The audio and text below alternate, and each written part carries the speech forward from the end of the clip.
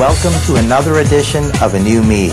We're here to help you learn about the latest medical advances and procedures from the Washington, D.C. area's leading doctors and professionals.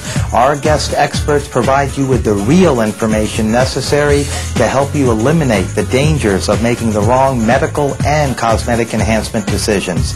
Get ready for your consultation. When we come back, we will be on location at New View Laser Eye in Reston, Virginia, discussing refractive surgery, EpiLase versus LASIK and PRK, with one of this area's leading ophthalmologists, Dr. Jacqueline Griffiths. Dr. Griffiths participated in the CRS USA LASIK trials to get the LASIK procedure approved by the FDA and is recognized as one of the Washington, D.C. area's leading ophthalmologists by Washingtonian Magazine.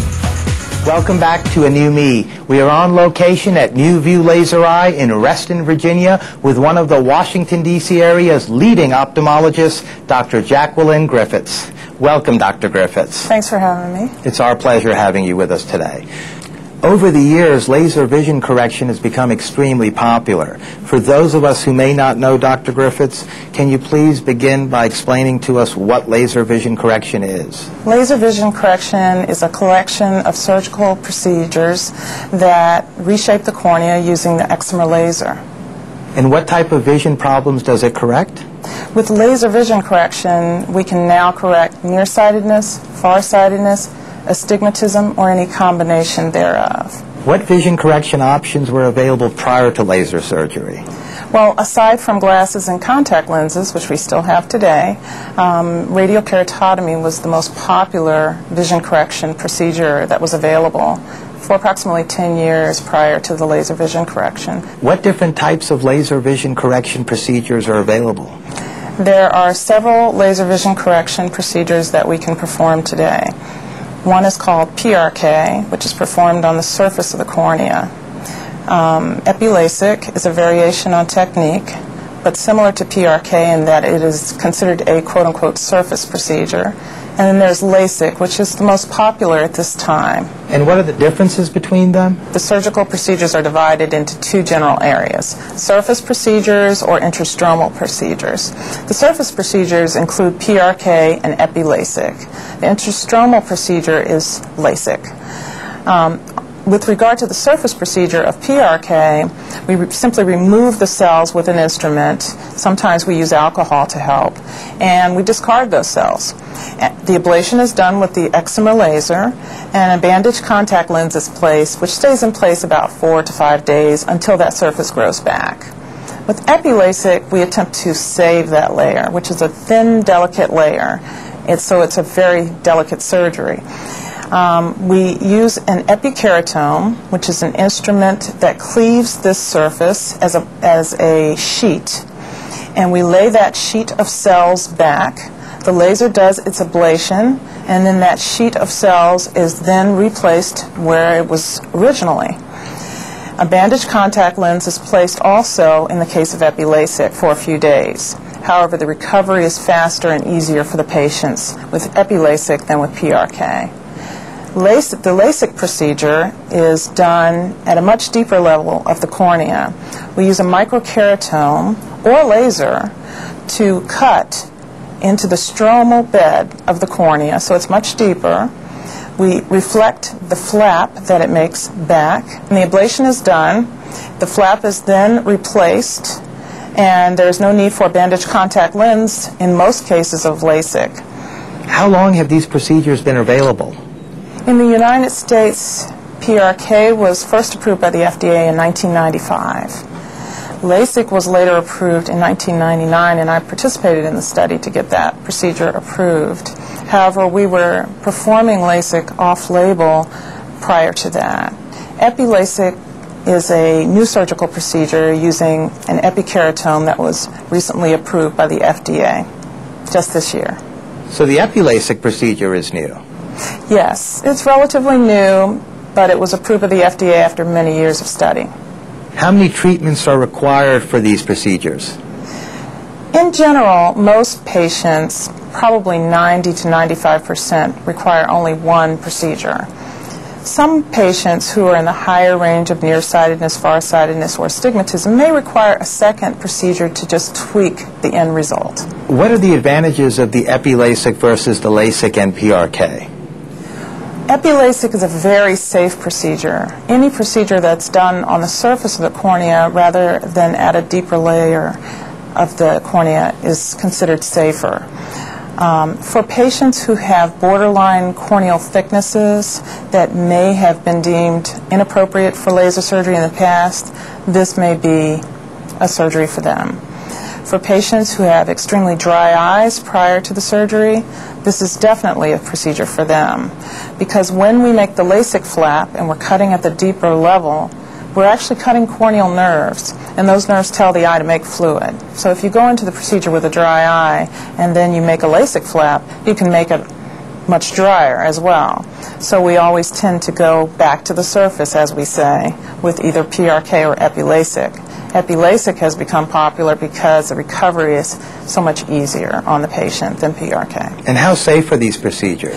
The technology is very safe. It has evolved over the years and improved in safety margins, both in the laser technology and in the technology to make these flaps and sheets. Are there any side effects? Certainly.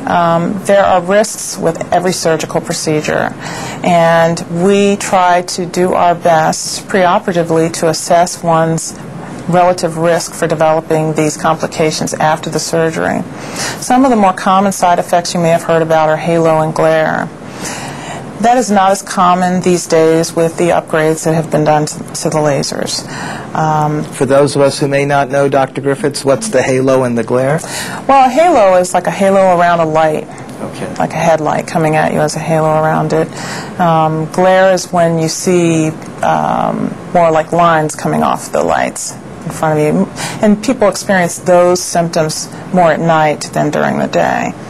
Other side effects that are very common with laser procedures are dry eye. Everyone becomes a little dry after laser vision correction. However, the degree to which they're dry varies among the patients. Is there any pain involved? With the LASIK procedure, it's a painless procedure. There may be a slight discomfort for a couple hours after the procedure. We ask the patients to go home and take a nap. And generally, when they wake up, they're feeling great and seeing great. With the EpiLasic procedure, again, a bandage contact lens is placed, and we've done a short survey of our patients, and they've graded their discomfort level 1 to 2, if anything, out of 10, mostly. And with PRK, however, there is more discomfort with the recovery. There's some light sensitivity, there's some irritation, and some patients, frankly, have pain. So we have to intervene more with medicines and things to help them through that initial period of recovery. And on the PRK, as far as that period of pain until they recover from that, how long would that generally last? The worst of it is in the first 2 to 3 days. How long do these procedures typically take? The laser time in general is less than a minute. If one is farsighted, it can be a little over a minute with the modern lasers that we use. The patient is in the surgical suite for approximately 10 to 15 minutes total for both eyes. Dr. Griffiths, let me ask you, is there any downtime after any of these procedures? With the EpiLasic procedure, I generally ask the patients to take off the next day. I perform surgical procedures on Thursday. Most of them can go back to work by Monday. With PRK, it may be more like Tuesday before they go back to work. With LASIK, 98% of my patients are back to work the next day driving themselves. So there is a difference in recovery. And are the results permanent? We consider them permanent. What we do know is that from pathology, corneal tissue does not regenerate. So from that perspective, it is permanent. However, some patients heal differently than others, and that is one reason why some patients need what we call an enhancement, which is, in other terms, a touch-up surgery. And it's usually, if we've gotten 100% of it, and through their own healing they slip back just a slight bit and it's not quite as clear as it was, we can just touch that up and get them where they need to be. The other situation is a primary undercorrection, which happens more often with patients with real thick glasses, and we warn them of that ahead of time. It's like the golf analogy: the further away from the hole you are, the harder it is to get it in the first time. So we may get 95% of the correction where they're seeing great, but really not absolutely perfect yet, maybe around the 20-30 range, and we can squeeze out those last 2 lines with another procedure. And you would know that after the procedure's been completed, or would it take a day or two for the patient to let you know that it's close to perfect, or they're seeing obviously much better than they were before, but it's not right where it needs to be? Well, the visual recovery varies with the different procedures, but most people are seeing as well or even better than their glasses and contacts within a week of the procedure. Generally, we know if someone needs a touch-up within the first few months of the procedure. When we time the touch-up surgery, however, is dependent upon their recovery.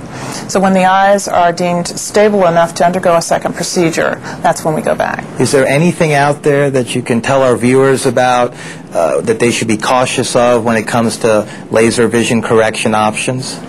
Yes. You need to be aware of who's doing your surgery, who's doing your workup, and what kind of center it is. Some people shop for LASIK like they're shopping for a pair of jeans, and that's just not the way it should be. This is a surgical procedure, and while it seems like it should be an easy procedure because it's 10 or 15 minutes, there are about 100 decisions I make in that surgery suite and before they even enter the surgery suites. So it's very important who's doing your surgery, and you should feel very comfortable with that person and with that center. That was very interesting. Thank you, Dr. Griffiths, for being a guest today on A New Me. Well, thanks for having me. I enjoyed it. Thanks. It was our pleasure.